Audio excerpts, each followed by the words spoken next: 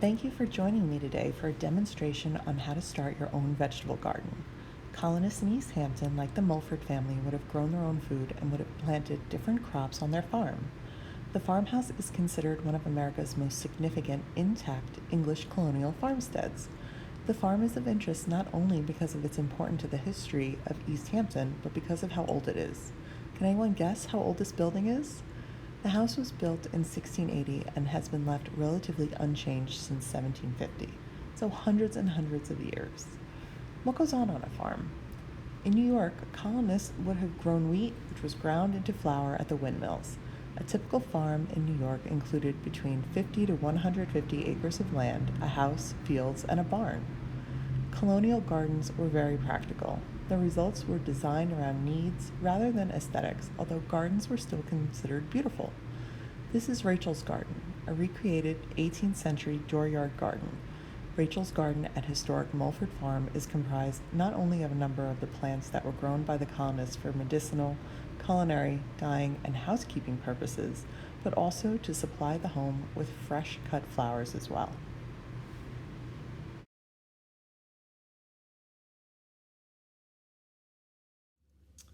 So now that we've learned a little bit about the historical context of why we're planting our own vegetable garden, we're going to go ahead and plant our own vegetable garden today.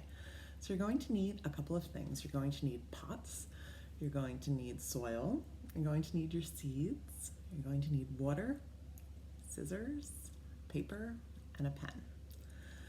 Now, we should probably talk about why colonists were planting their own vegetables, why they had their own farms. First, everything that they grew on the farm was used as natural ingredients for their food.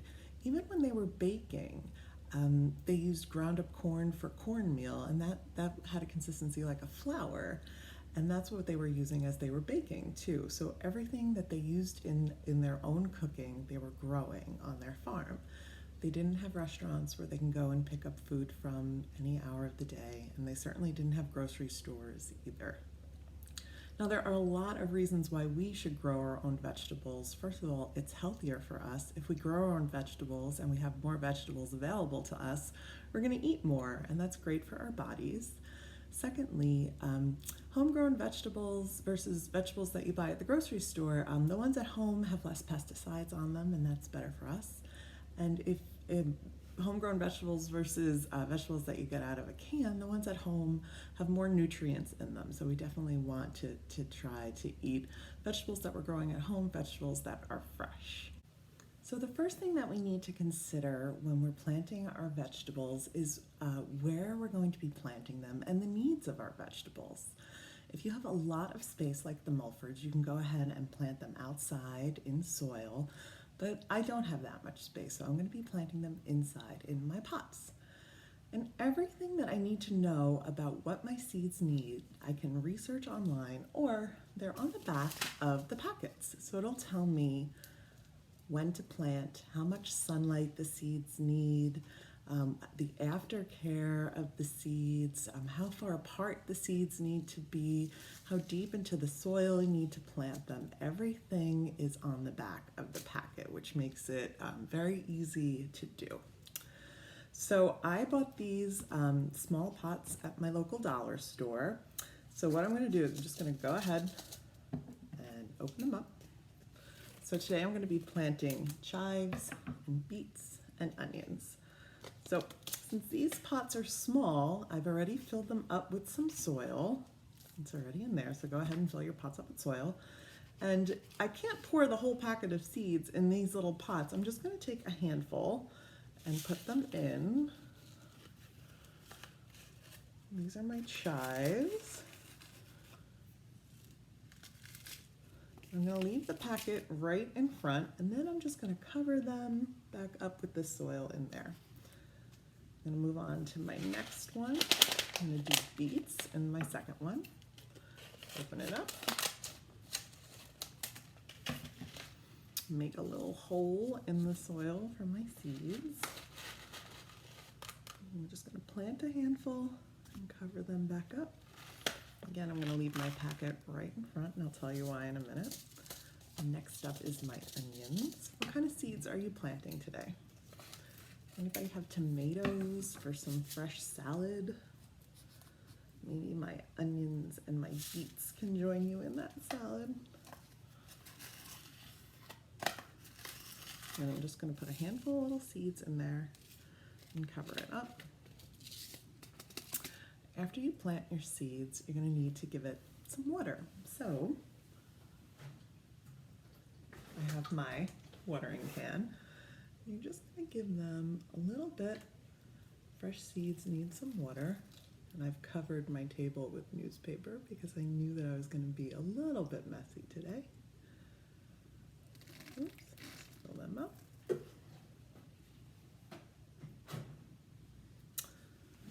And then the last thing that we need to do for inside in our plants is to label them.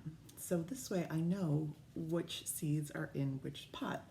So you can make just little labels that have the name of the vegetable in them, and then you just stick them in so that in the pot so that you're aware and you know what proper aftercare to keep each vegetable.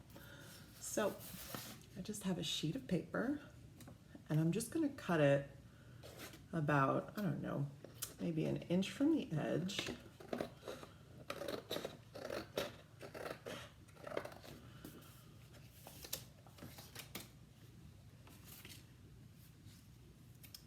Make it a little bit smaller.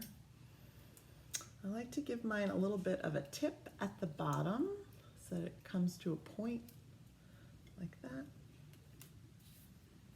And that's the side you're going to put into the soil. So I already have one for my onion. I'm going to label the other for my beets. Put that in. And lastly, I did chives, so I'm going to label that. Put that in.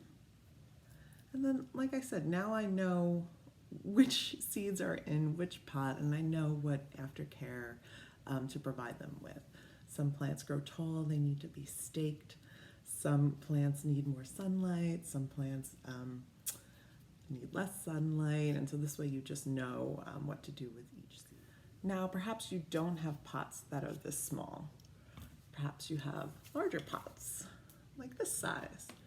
You can do the same thing. I've already pre-filled this up with soil. So I'm going to dig a hole to put my seeds. I don't want the seeds close to the top because when you water them, they'll just kind of float at the top. They won't anchor in. And I don't want to put my seeds too far to the bottom. They need to grow their roots, and so those roots need to grow down a little bit. So I'm going to dig a little bit to the middle of this pot in order to plant the seeds. Now, you could do this by hand. If you're not afraid of the dirt, go ahead. If you are, you can use some gloves. Also, if you have a trowel, you can use that to get deeper in. I'm just going to go ahead and use my hands and just move the soil around a little bit. I'm going to plant my beets in this one. Put some seeds in. Make sure to cover it up. Get my watering can. And get some water in here.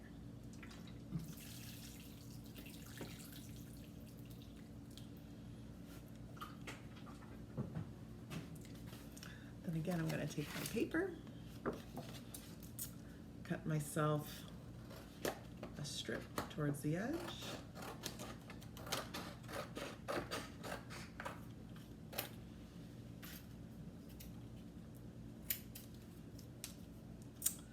Give it a point. Make sure to label it. This way I know what to do with my beet seeds. And have my label in there. So now that you've planted your seeds, like I said, you have to think a little bit about aftercare. Do they need to be transplanted to a larger space? How often do they need water? How much water do they need? Do they need to be pruned? If they're next to any weeds, you need to make sure you get those weeds out. How much comes from one seed? So you don't want to overcrowd them in the space that you're planting them. And how long until they flower? How long until you're actually going to see your vegetables come up, and when will you be able to pick them? When will you be able to harvest your vegetables? I hope that you have a lot of fun planting your vegetable garden, and make sure to take a picture and send it to me. I'm at info@easthamptonhistory.org so that I can see all the wonderful fresh produce that you're growing this summer. Make sure to stay tuned to our website at www.easthamptonhistory.org for more information about our upcoming events and programs this year. I look forward to seeing you soon.